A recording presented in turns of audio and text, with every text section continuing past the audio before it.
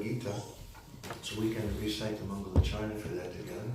It's like Om Jnanatimirandasya Jnananjana Salakaya Chakshurumilitam Yena Tasmai Shri Gurave Namaha Shri Chaitanya Manobhishtam Sapitam Yena Bhutale Swayam Rupa Kadamayam Dadati Swapadantikam Vandeham Shri Guru Shri Yuta Padakamalam Shri Guru Vaishnavamsha Shri Rupam Sagrajatam Svagana Varunatham Vitam Tam Sajivam Sadvaitam Savadutam Varijana Sahitam Krishna Chaitanya Devam Shri Radha Krishna Padam Samadana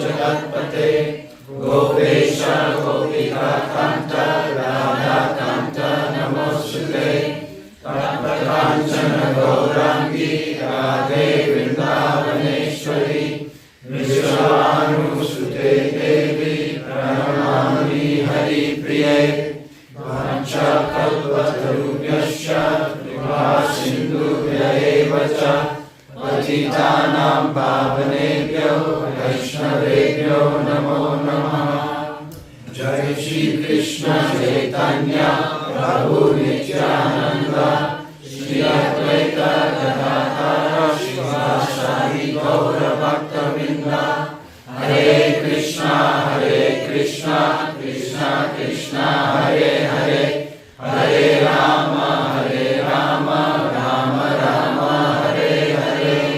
Reading from Bhagavad Gita chapter 3, text number 34.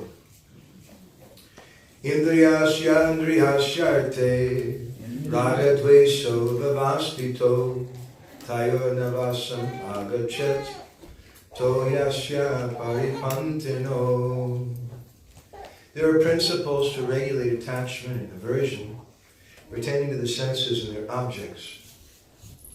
One should not come under the control of such attachment and aversion because they are stumbling blocks in the path of self-realization. Purport by Srila Prabhupada. Those who are in Krishna consciousness are naturally reluctant to engage in material sense gratification, but those who are not in such consciousness should follow the rules and regulations of the revealed scriptures. Unrestricted sense enjoyment is a cause of material engagement. But one who follows the rules and regulations of the revealed scriptures does not become entangled by the sense objects. For example, sex enjoyment is a necessity for the conditioned soul. And sex enjoyment is allowed under the license of marriage ties. According to scriptural injunctions, one is forbidden to engage in sex relationships with any woman other than one's wife. All other women are to be considered as one's mother. Stop there. Gora Graganya Gana Gota Goloruharam Goranga Guratama Gopyada Kopa Briksham Gopala Gada Ratidam Yati Singha Gora Govinda Deshi Kavaram Sutatam Namami. So today is Mother's Day. And I thought I'd say something about mothers. And we hear from this purport by Srila Prabhupada that if someone wants to progress in spiritual life, there's a necessity to control the senses. And one important aspect of that is to see all women like one's mother. I've been living, as Prabhuji mentioned, in Jagatpuri in India for about 25 years. And I was born in America. And I've marked that both in India and in America, they worship women. And in India, they're worshipped in different temples as goddesses, deities, like that. And here, you see even more deities of women than you do in India. They're on all the billboards. in all the shops, all the television, and they worship, isn't it? I think, I don't know if someone could correct me, but I think that every young girl about the age of 12, so roughly, they begin to be worshipped as a goddess by the boys. In the temples of India, they offer agarbatti and dhoop deep like this. But here, the boys, they run after them like this, and they offer chocolates and movie tickets and whatever like that. In both places, the worship is goddesses. It's a natural thing. But we should understand the difference, very important difference in the way that they're worshipped. In India, women are given great, great respect. The word mata in Sanskrit means honored or given respect. You might be interested to know that the word mata is also found in Hebrew. In Hebrew, mata means a field of crops. And in Old Scottish English, mata means a gift of God. It's a term of great, great respect. And women in India worship like that, as mothers. Whereas women in the West, they're worshipped as sex objects. And I don't know, in the West, probably it's a pretty good life to be a young lady and be worshipped like that. But there's some problems with it. Because the boy is worshiping the girl, and as we were mentioning recently, we have a 16-word Maha Mantra, Hare Krishna mantra, and if you hear that mantra, if you speak that mantra, you can get perfection. In the West, they also have a Maha Mantra. It's only 3 words. I love you.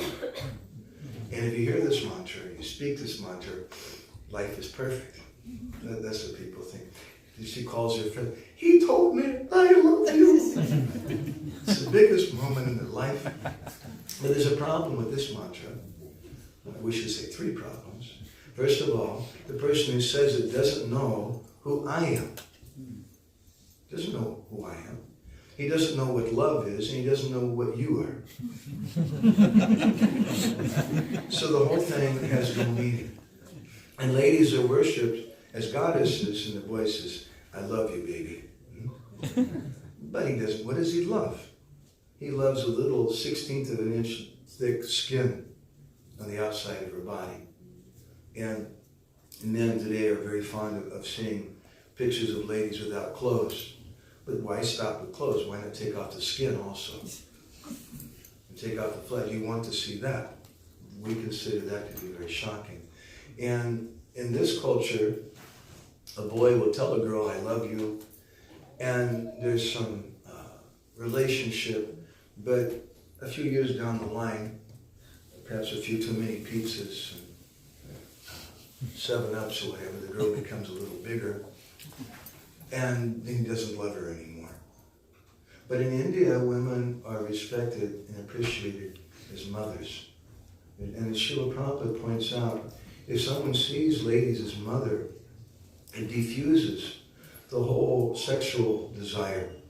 I've marked that in our movement, sometimes the word Mataji is understood, at least by Westerners, as kind of almost like a derogatory or second-class position. All the Prabhus over here, and the Matajis over there, like a second-class citizen or something. And sometimes the ladies, they don't like to be called Mataji.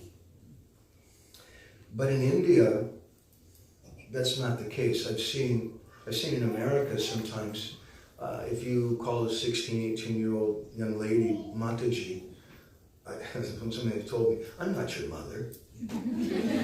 Don't speak to me like that. But I've been in the small villages in West Bengal and Orissa, and I've addressed an 8-year-old girl as Mataji. And they become so happy. They like it very much. It's just a difference in understanding of the term. What does Shastra say about it? In the Brahma-Vaivarta Purana, it's stated, Mata ityeva shabdena yamcha sambhasatena samatituya satina dharma sakshi satamapi. As soon as a man addresses a lady as Mata, Mataji, then Shastra says that woman becomes like your mother. And Dharma personified has witnessed that statement, and she becomes like your mother. Why is the mother so special? Why is it that when we address Shri Radha Krishna, Radha Madhav, Radha Shyam Sundar, we always put Radharani's name before the name of Krishna? In the Narada Pancharatra, this is described. Ado samuchared Radham, paschat Krishnam chamadhavam, viparitam yadipatet brahmahatyam labedruvam. First, you say the name Radha, and then you say Krishna and Madhav. If you do the reverse, viparitam yadipatet, then what happens? Brahmahatyam labedruvam. You get the result of killing a Brahma. I don't know exactly how that works.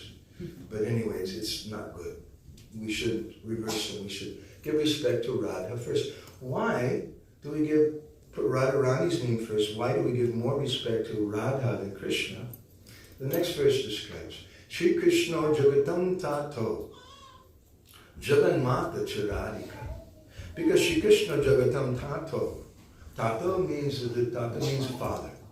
Krishna is Jagatam Tato. He's the father of the universe. And Jaganmata Charadika. Radharani, she's the mother of the universe. Pitu Sadgunu Mata Ganja Puja Gadiyasi. The mother is 100 times more worshipable and higher in point of respect due than the father. This is Vedic culture. In the Mahabharata, it's described. Dasachaiva Pratin Mata Sarvam Va Prativim Api Gauravena Vivavati Nasti Matri Sumo Guru Mata Gadiyasi Yachchate Naitam Maniteja. One's mother is equal to 10 fathers. Well, your mother is equal to the whole earth. There's no senior person equal to the mother.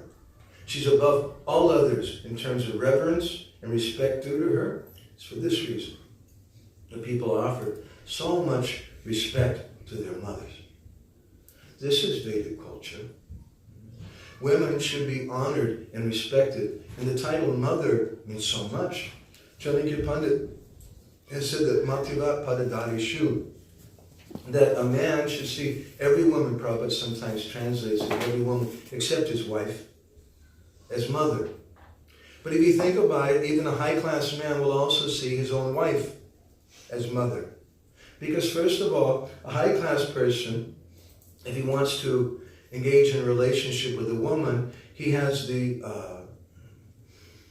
character to make some commitment to her, to take care of her, to provide for her. And so he should be looking for someone who's going to be a good partner. And in particular, what does he look for?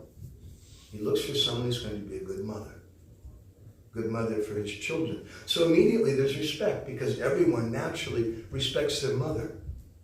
You may be amongst the worst prisoners and criminals, and if you say something about someone's mother, they'll kill you. You can say so many other things, but don't say anything about my mother. People naturally respect their mother. So if a man is looking for a wife, a cultured person, he's looking for someone who will be a good mother. And then, according to Vedic culture, after a child is born, then the man thinks, oh, now this child is my expansion of me. And so my wife has now become like my mother. And again, more respect is there. The difference between the worship of women in America and the West and worship of women in India there's a hopeful future. And the bigger you get, the more people love you. The older you get, the more it softens their heart and they want to take care of you. Whereas in America, it's a garbage culture. Sometimes we ask people, what's the #1 product produced in America and all over the world? And people say things like television, cell phones, makeup, cars. No. The #1 product produced all over the world is garbage. And people buy things with the understanding they're only going to use it for a few years, a few months, and then they'll throw it away. It's a garbage culture. And similarly, the relationships here are garbage relationships. But she's sweet and beautiful, and I love her, I want to enjoy her. For now, if she becomes too big, or she complains too much, then I throw her away and I get a new model. And for the women, it causes so much anxiety, so much distress, it actually affects them in a physical way. They become sick. Because naturally they need to be protected. They need to be loved and appreciated. So the Mahabharata describes, the Manasamhita describes, Pritibhir Bratibis Chaita, Patibhir Devaraistata, Puja Busayuta Vritas, Chabahu Kalyanam Ipsubi. Women must be honored and ornamented. This is how they're honored, giving them some ornaments. By who? By their fathers, their brothers, their husbands, and their brothers-in-laws, and their sons, who desire their own welfare. If men want their own welfare, you should do like that. You should get her some ornaments. Why? Yatra naryastu pujante ramante tat devata. Yatraitas tu napujante sarvas tatra phalakriya. When women are given honor and respect, and the devatas are pleased. But where they're not honored, no sacred rite that you perform in your family, in your society, yields proper results. It's so important to give respect to mothers and respect them with love and affection, as mothers, and not just as women. Because sochanti jamayo yatra vinashyat yasuta kulam. The sochanti tuyatraita vardite taddi sarada. Where the women in a culture are unhappy, that culture, that family perishes. It's finished very soon. And when they're happy, that family prospers. Because Jaganmata Radhika, Srimati Radharani is the mother of the universe. And Vrindavan Das Thakur and Srila Bhaktisiddhanta comment that all the women in this world are manifestations of Srimati Radharani. And they should be given respect as such. If they're not given respect, then there's something wrong in the society. And people don't feel satisfied, they don't feel happy in their heart. And when they're not given honor, then this sex desire comes. And people do very strange, crazy things. And it becomes a very, very unpleasant society. And therefore, we were mentioning recently how Sri Chaitanya Mahaprabhu, after he returned from Gaya, he began his Sankirtan movement at that time. And he called for the devotees, and he told them, tomorrow we're going to have a drama in the house of Buddhimanta Khan. But the only people who are going to be allowed are people who have no sex desire. All the men were kind of standing there quiet. Finally, Dvaitacharya, who is Mahadev Avatar, the personality who defeated Cupid, he's the incarnation of Lord Shiva. Advaitacharya draws a line on the ground and said, I'm not going. And Srivas Thakur, who is Narada Muni Avatar, the incarnation of Narada Muni, he said, I'm also not going. Chaitanya Mahaprabhu said, no one's going to come. So he said, okay, we'll make a special concession, and anyone who comes, you won't be troubled by sex desire. And so the drama began. And Haridas Thakur came out with a stick in his hand and said, I'm the chokidar. Whoever falls asleep, it's very good for Bhagavatam class. And then Chaitanya Mahaprabhu came out, and he was playing the role of Mahalakshmi. Sachimata, his mother, was sitting in the audience next to Malini, the wife of Srivas Thakur. And Sachimata's looking. She elbows Malini. Who is that? And Malini said, that's your son, that's Nimai. That's my Nimai? She didn't recognize him. And Mahaprabhu, one after another, began to play the roles of so many ladies in the universe. Sachi Devi, the wife of Indra, Swaha, the wife of Agni, and he played the role of Rukmini and Satyabhama, the role of Srimati Radharani. He played the universal mother. And then at the end of the drama, he took the devotees on his lap one at a time and he began to breastfeed them. Very far out. So this is how our Sankirtan movement begins. Our Sankirtan movement really is all about the feelings of a mother, the feelings of Srimati Radharani. And our movement really is in a very, very deep way about respect to mothers. It's nice that in the West they made this official holiday. I don't know how arbitrarily they just picked this particular day. I don't think it has such a deep reason. But it's nice that there's some desire to give respect to mothers. But how do we give respect to them? We should ask this question. And when we speak about mothers on this day, I'd like to say a few things about the Supreme Mother, the topmost mother.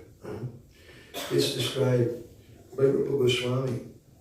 Mata Gopa Yasodhatri Yasoda Shamala Yuti Murta Vatsal Yatyavya So Shakra Chapa Niharava. Because she gives da. Da means to give. Yasa means fame. Because Yasa, da, she gives fame to the cowherd people. Krishna's mother is called Yashoda. And Rupa Goswami says her bodily complexion is black as blue, Shamala. She's a very personification of parental love, and her attire is like that of a rainbow. Mother Yashoda is the last limit of Vatsalya Priti, or parental love for Krishna. She's known as Nikila Vishvara Mata Swarup. She's the mother of the whole universe because she's the mother of Krishna. Some people try to say that actually Krishna is not the son of Yashoda, but Krishna is the son of Devaki. And it's a kind of drama, that he's the stepson of Yashoda. But if you look more closely at our Gaudiya Vaishnava literature, we see that actually our Goswamis have described that Krishna was born directly from Mother Yashoda. In the Bhagavatam, it says that the Jata Karma Samskara was performed at the time of Krishna's birth, which means they cut the umbilical cord. And that happened in Gokul. Now, unless the umbilical cord was really long and went across the Yamuna River to Mathura, definitely Krishna is the son of Mother Yashoda. We were speaking some about this in Siddhanti. I'd like to repeat some of these things. That sometimes there's some rumor, some idea that Krishna is not the son of Yashoda. Once the boys were playing with Krishna at Brahmanda Ghat on the Jamuna, and they started teasing Krishna like boys like to do. And they said, "We know something you don't know. We know something you don't know." And Krishna said, "What is it? What is it?" And the boys laughed. They said, "We're not going to tell you. We're not going to tell you." Krishna said, "What is it? What is it?" And the boys said, "We know Yashoda is not really your mother."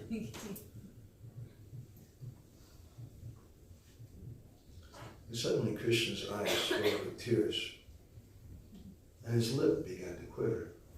And without saying a word, Krishna turned and ran away from the boys. And the boys went looking all over for Krishna, but they couldn't find him. Word spread very quickly throughout Braj. Something happened to Krishna. He's run away. Everyone was searching for him, but they couldn't find him. Finally, one of the Palindri ladies, one of the tribal ladies, she came to Mother Yashoda, and she said, "Oh, Vrindavan Rani, Queen of Vrindavan, you're looking for your son?" "Yes. I know where he's at. You come with me." And she took Mother Yashoda deep into the Vrindavan forest. And there was a huge tree, which was hollow. And inside of that tree, Krishna was sitting in the tree. He was crying. And Mother Yashoda, she came, she said, "Gopal, Gopal, what is it?" And Krishna wouldn't look at her. He wouldn't say anything. Mother Yashoda reached in the tree and picked up her boy, and she put him on his lap. She wiped his tears away. She said, "Gopal, what is it?" And finally Krishna put his head down and he said, "You say you're not my mother." And then Mother Yashoda began to cry. And she said, no, it's not true. You're my son." Now, Rupa Goswami says that Mother Yashoda is blackish, but sometimes it's said that she has a golden complexion, and Prabhupada had the devotees paint like that. Krishna, Mother Yashoda said, "No, you're my son." Krishna said, "Well, and why am I black? And you're not." Mother Yashoda, she said, "You silly boy, you don't know. You were born at midnight. That's why you're black." Little Krishna said, "Oh, that makes sense." And she said, "And when you were a little baby, I was giving you milk from a black cow." So, of course, did you know that something like 57% of the Americans in this country, they think that chocolate milk comes from brown cows? Just to say. People are a little out of touch sometimes here. Some people say that the real reason why Krishna is blackish is because he resides in the eyes of the gopis. And the gopis have black cudgel around their eyes, and it rubs off on Krishna's body. So anyway, there's some dispute sometimes about who really is the mother of Krishna.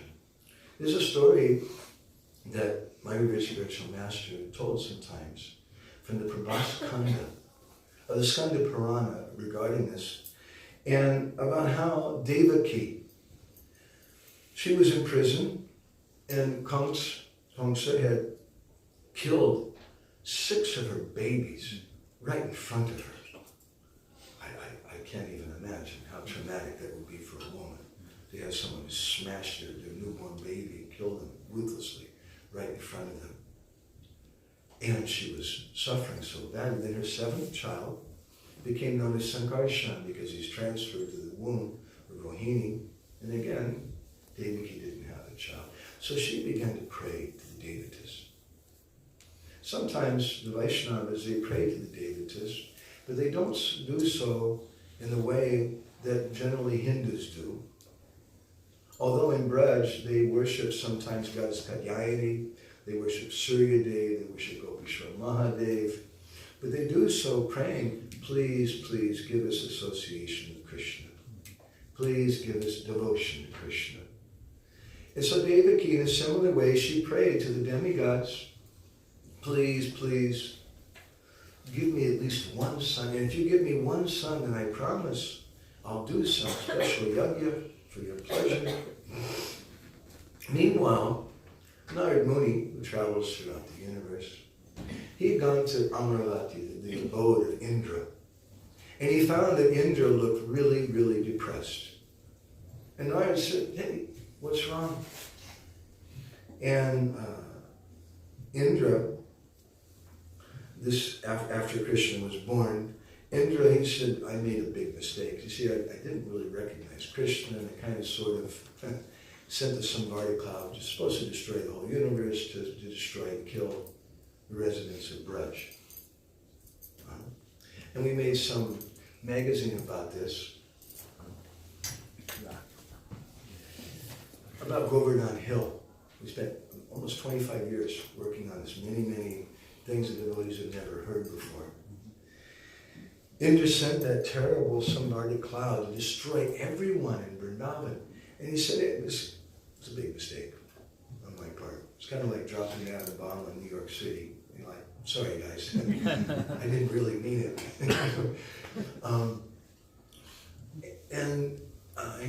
Narad Muni said, "Well, you offered some prayers." I offered prayers to Krishna and he forgave me. But I never got to see Krishna's Bala Leela because I'm such a badmas, such a rascal. I didn't recognize Krishna, and I did such a terrible thing. Narad Muni said, "You'd like to see his Bala Leela?" Yes, I'd like to see. So, many things happened. And Krishna, he killed Kans, and he established a city of Dwarka. And Narad Muni, he went to Dwarka, and he went to see Devaki. And Narad Muni said, "Devaki, I'm really disappointed with you." Devaki said, what did I do?" Narad Muni said, "You know, I really thought you were a person of character, a person who kept their word, who was honest, but now I see you're not, you tell lies. That's a very heavy thing to say to such a great personality. Devaki said, what did I do? You promised that you would perform a yajna for the devatas if you got a son. And you didn't get just any son. You got Krishna as your son. And you never did the yajna. Devaki became a little confused. He said, well, what should I do? Narad Muni said, well, you should call for the Sapta Rishis, the Brahmins. They should chant mantra and have a homa at the place known as Prabhas Kanda, or Prabhas. And Krishna himself, he should pour ghee in the fire while they're chanting mantras. And you should distribute prasadam to everyone. Invite everyone from all over the world for this sacrifice. Very good. Prabhavati was there. Prabhavati is the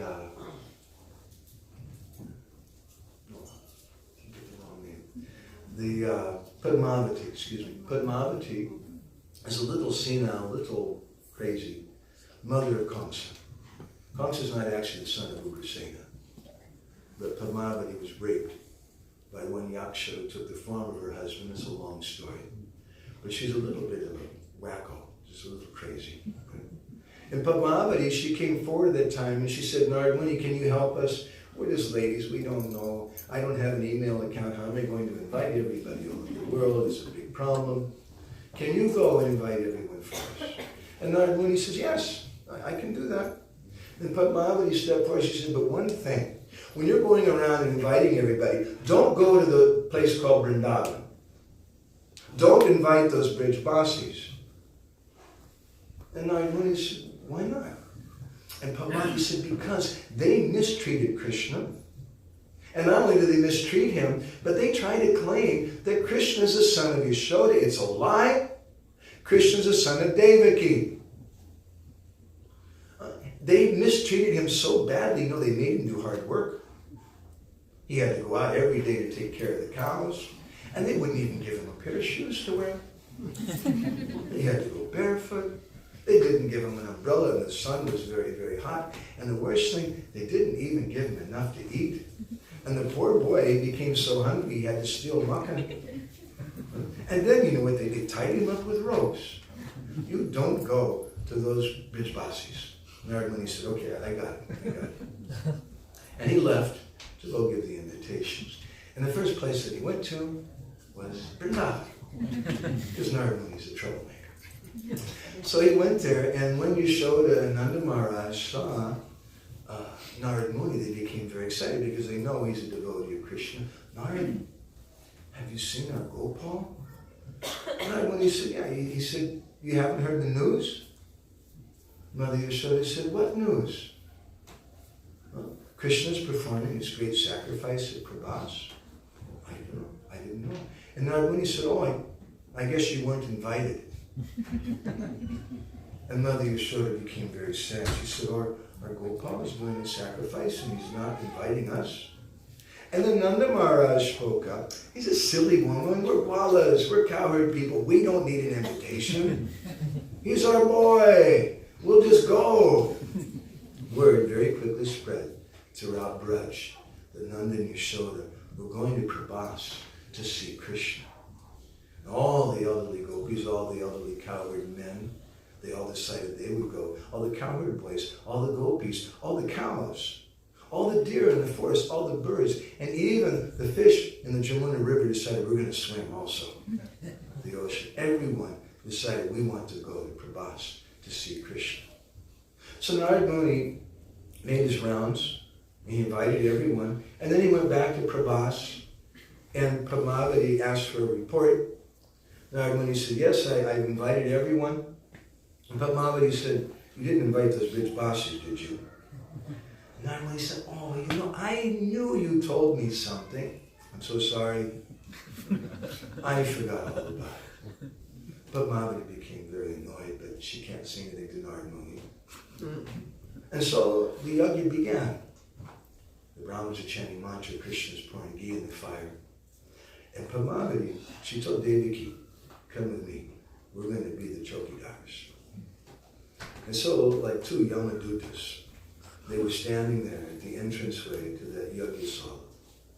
And the Brijbasis came And they started to go inside. And Padmavati said, "Ha! Probation is shaved, entrance forbidden." And Mother Yashoda said, "He's my son." And Padmavati said, "He's not your son. He's Devaki's son." You can't say that to Mother Yashoda. And she said, "No, he's my boy." Padmavati said, "No, he's not. He's the son of Devaki." It's a big problem between these two ladies.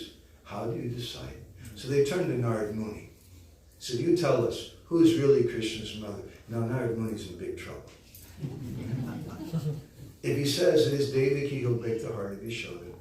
If he says it's Yashoda, he'll break the heart of Devaki. But Narad Muni's very smart. He said, "Well, it's very hard to say exactly who someone's mother is. But wise persons have declared that you can ascertain the mother of a child when the mother calls. Because when she calls to the child, that child will go to that mother. We'll know who the mother is." Padmavati said, "Very good. Devaki, you call for him." And so Devaki began to call, "Krishna, Krishna, Krishna." But the Brahmins were chanting mantras very loud. Om Sahasra Sirsha Purushaha Sahasraksha Sahasrapat Sabhumin Vishvato Ritya Ajitishtada Sangulam Swaha Idam Vishnave Idam Namama. And Krishna couldn't hear it. Devaki's calling and calling. Krishna couldn't hear. And finally, Devaki, she turned to Yashoda and she said, "Okay, Didi, you go." And then Mother Yashoda, she began to call out, "Kanu, Kanu." The Brahmins are chanting mantra and Krishna's pouring Gita fire, but suddenly stopped. Krishna said, "What's that sound?" And someone said, "Oh, there's some village people who just came from some place called Vrindavan." What? Huh? Krishna dropped this spoon in the fire. And he jumped up. And suddenly that very opulent form of Dwarkadish changed.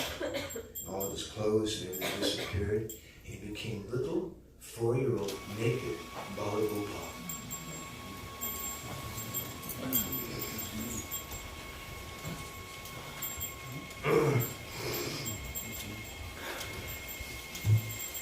And Krishna, little naked Balagopal, he began running.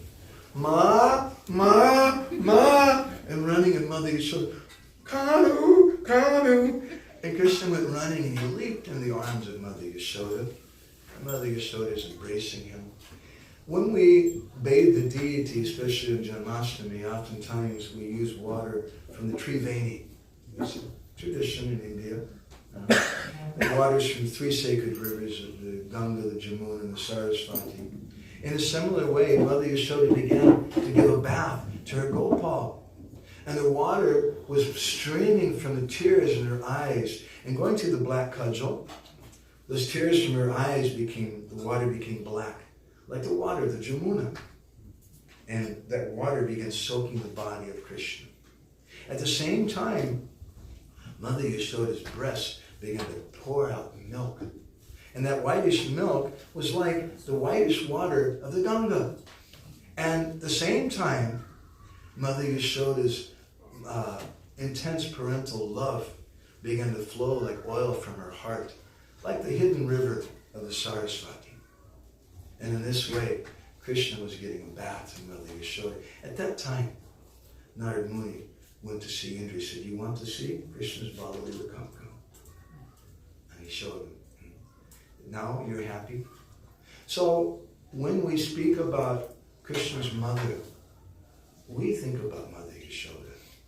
And Srila Jiva Goswami, Srila Vishwanath Chakravarti, Srila Prabhupada, in his commentary in the 10th canto of the Bhagavatam, he describes that actually Krishna is the son of Mother Yashoda. And Harivamsa Purana describes that Krishna was born simultaneously. One, it said, Garbhakali to sampurne ashtame masite striyo devaki cha yasoda cha susavate samam tada. The Devaki and Yashoda both gave birth at the same time, which was prematurely. It was during the 8th month of their pregnancy. Yashoda gave birth to Nanda, Swayam Rup Govinda Krishna.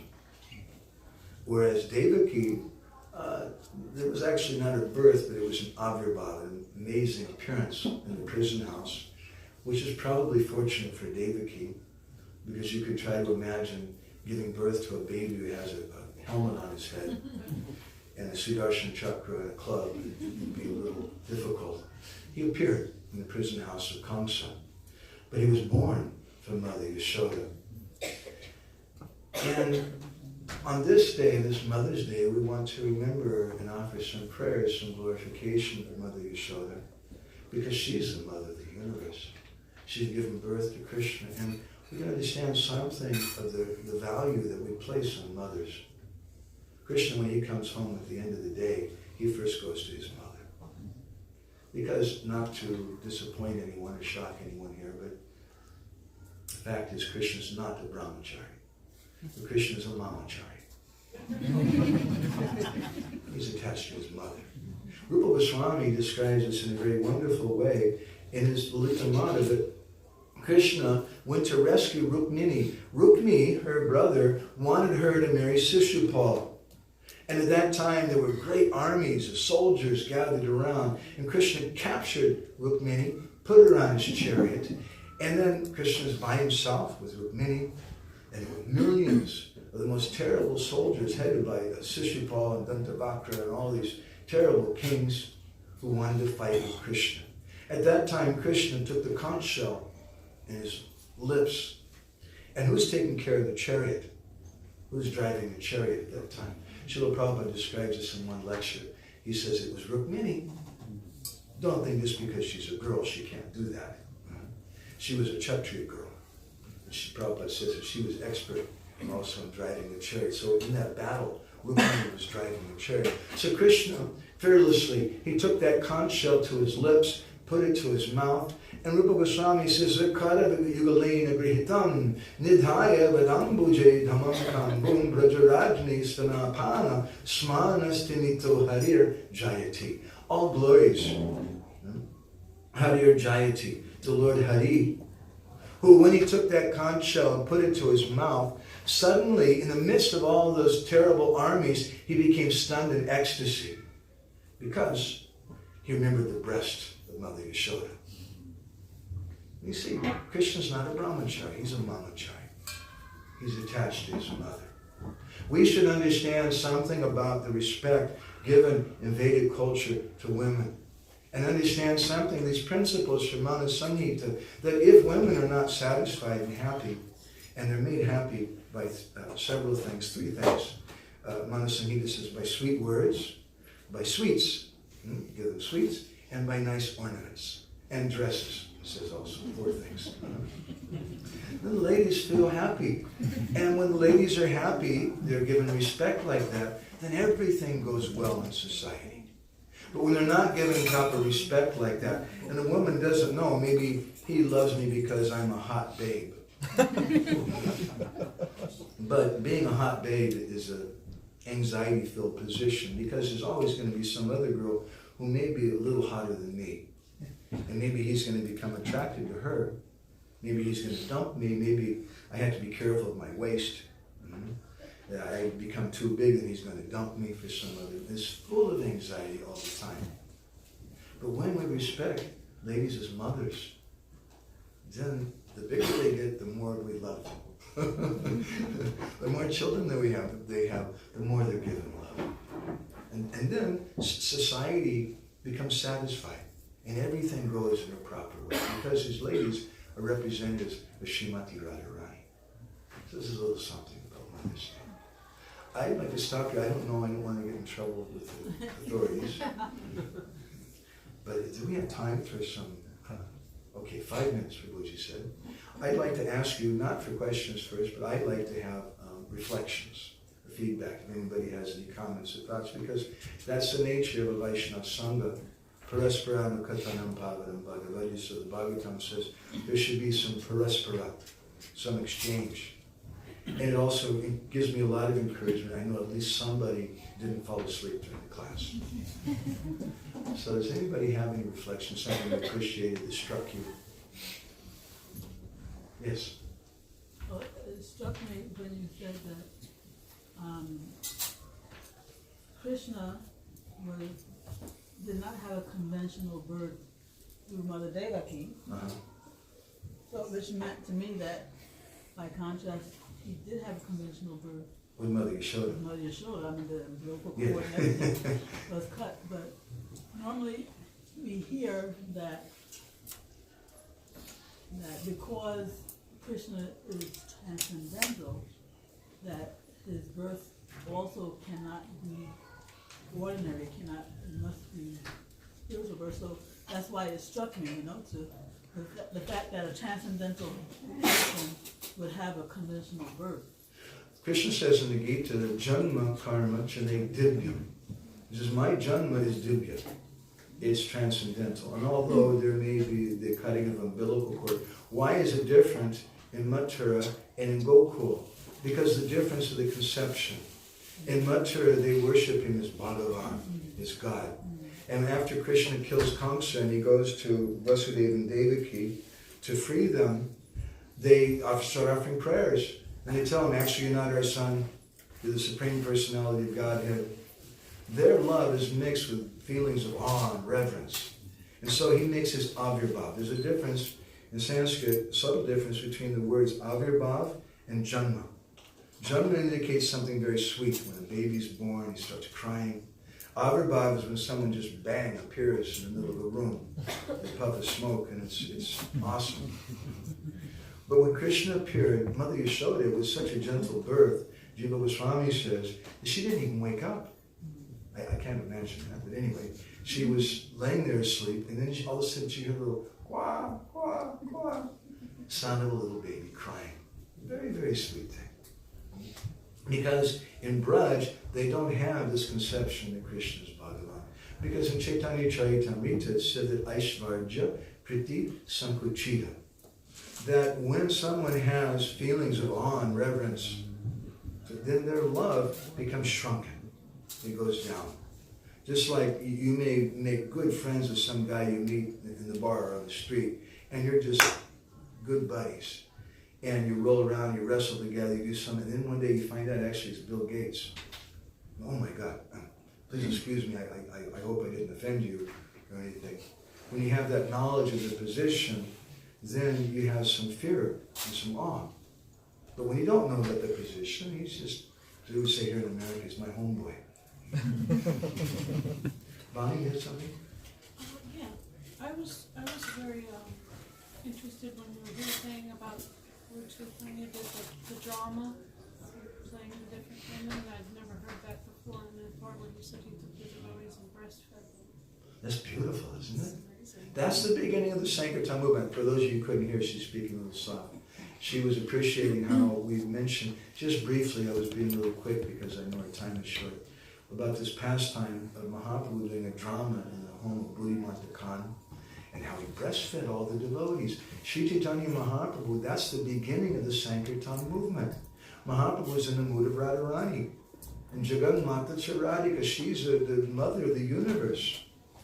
So our Sankirtan movement means in the mood of a mother. And if we don't respect mothers, what kind of Sankirtan movement are we doing? It's a very, very powerful thing. Anything else is there? Yeah. Prabhuji?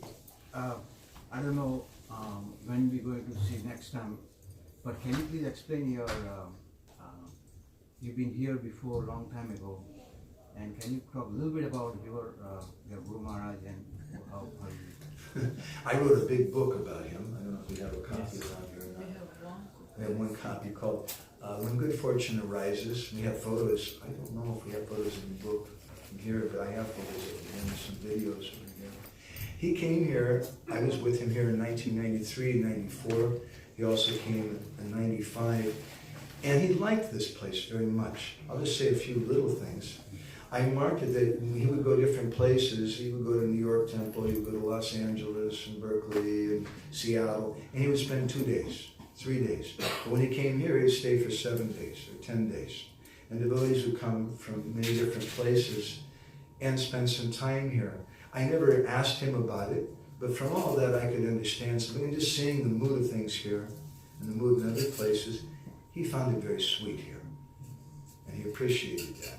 And a lot of things came out of him. I remember sitting upstairs in the room with him there, and he was giving some talk. And one message that he gave that struck me at the time, which we also printed later on in some of our publications, is that he said that a disciple has a right. When you take initiation, you become, we would say like the slave. Actually, the word das means servant. It also means slave. You become a slave of the Guru. And whatever he tells you, you should do that without any hesitation. But he said the disciple has one right. He has the right to go to his Guru and ask him, Guru Maharaj, what can I do for you? What kind of service can I do? And he said that if you don't ask that question, or if you don't get that instruction, then you've been cheated.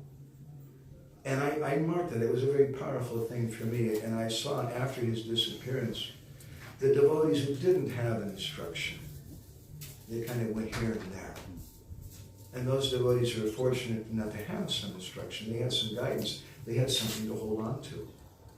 So for me, that was a very powerful moment. I'd just like to share that with you in a philosophical way. I think he would like that, rather than just telling stories about him. But the importance of our relationship with our spiritual master, getting some personal instruction from him. And that is it. Thank you very much. Just stop there. Really, Radhika, is it okay? One? Okay. I'm sure it's just a short 1 second thing, right? We'll go back to the topic of mothers, okay? Okay. So mothers have to be respected and worshipped. And I'm assuming that including in that is you have to serve the mothers. Right? Okay. Now, all the children that are here today, they have definitely worshipable mothers. They're all devotees. Some of us were born in millennium. And I had a mother. She was very loving to me. She taught me how to, eat meat and do, all sorts of things like that. So my question is based on a comment that Srila Prabhupada writes in the Anjalila, in the story of Raghunath Bhatt. When Lord Chaitanya, after Raghunath Bhatt comes the first time to meet Lord Chaitanya says, you go back and you worship and serve your parents. And in the purport, Prabhupada said, if Raghunath Bhatt's parents were not devotees, Lord Chaitanya wouldn't have told them to worship and serve his parents. And then Prabhupada asked the question, why shouldn't you serve and worship a parent who's not a devotee? And he answers the question by quoting that verse, Guru Nasashat, Janani Nasashat, that if a parent doesn't deliver the child from the cycle of birth and death, then they're not really a parent. So my question is, what do I do about my mother? Of course, she's passed away now, but how does somebody whose mother doesn't fit the Shastric role of mother, how do we worship and respect them? Just a little question. No, it's okay. I'm real sensitive to that because I'm very attached to my mother. I'm a mamachari, not a brahmachari. I keep her picture at my altar, but my mother was not a vegetarian. I'm very fortunate. At the end of her life, she's very fortunate. She started chanting the japa, reading Prabhupada's Gita. But how can we do that? Another story is there. This is one example you gave, but there's other examples also. On one occasion, Brahmananda and Garga Muni's mother came to see Srila Prabhupada. And she was a little unhappy because both of her sons got initiated by Srila Prabhupada. And she came and Prabhupada called for Brahmananda and Garga Muni and told them, you offer obeisances to your mother. You be respectful to her. Now how can we do that in a practical way? Maybe Prabhupada just saying that just to flatter her because he wants her to be favorable or something like that. I don't accept that. It's genuine from the heart because that woman gave birth to my body. She cleaned my stool when I was a baby. And by her mercy, by her guidance and the values that she gave me, I've come to this movement. If your mother wants to complain that you became a Hare Krishna devotee, you just tell them, look, I'm sorry, the parents that I had, they gave me certain kinds of values, and because of those values, this is where I ended up. It's your fault. In other words, we should appreciate them. Those parents are so very, very special and worshipable. We should appreciate anyone who does something for us. And what to speak of someone who carried me in the womb for so many months and went through the pain of childbirth and went through all the terrible, terrible difficulties. One mother told me her little baby used to cry and create such trouble. But one day he was quiet for a long time, and she was happy. She got to take a nap and do this and that. And then he was quiet for a long time. So she came up to see what was going on, and the baby was in the crib, and he passed matter, and he'd taken that stuff and smeared it all over his head and his body, and all over the walls, and all over his crib. And that poor woman just started crying. This is a mother. They go through so many things. Frankly speaking, a man, the father, would just kill the kid. The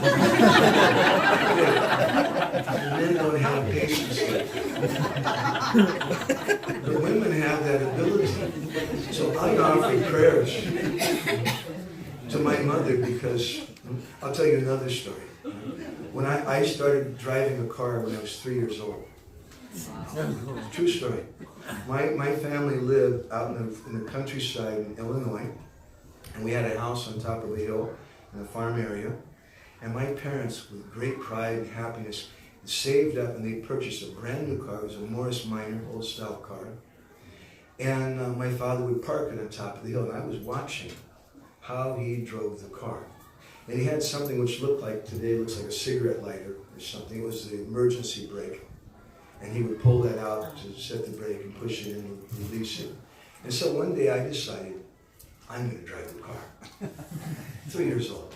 So I climbed in the car, and I remember what my father did, and I pushed the brake thing in. And the car, it was on top of the hill, a brand new car with a pride and joy, started rolling down backwards. And I got scared, and I jumped out of the car. The car ran over my foot. It was a small car, and it didn't really hurt me, but I started crying. And then the car rolled down the hill backwards and smashed into a tree. And so what happened next is interesting. It's a kind of a sociological statement, the difference between fathers and mothers.